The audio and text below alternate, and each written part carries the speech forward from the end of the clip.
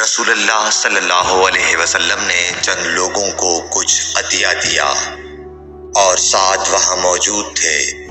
وہ کہتے ہیں کہ رسول اللہ صلی اللہ علیہ وسلم نے ان میں سے ایک شخص کو کچھ نہ دیا، حالانکہ وہ ان میں مجھے سب سے زیادہ پسند تھا۔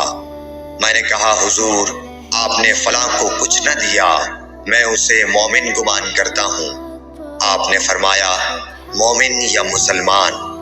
میں تھوڑی دیر چپ رہ کر پھر پہلی بات دہرانے لگا۔ حضور صلی اللہ علیہ وسلم نے بھی دوبارہ وہی جواب دیا۔ پھر آپ نے فرمایا کہ اے سعد، باوجود یہ کہ ایک شخص مجھے زیادہ عزیز ہے، پھر بھی میں اسے نظر انداز کر کے کسی اور دوسرے کو اس خوف کی وجہ سے یہ مال دیتا ہوں کہ وہ اپنی کمزوری کی وجہ سے اسلام سے پھر جائے اور اللہ اسے آگ میں اوندھا ڈال دے۔ صحیح بخاری حدیث نمبر 27۔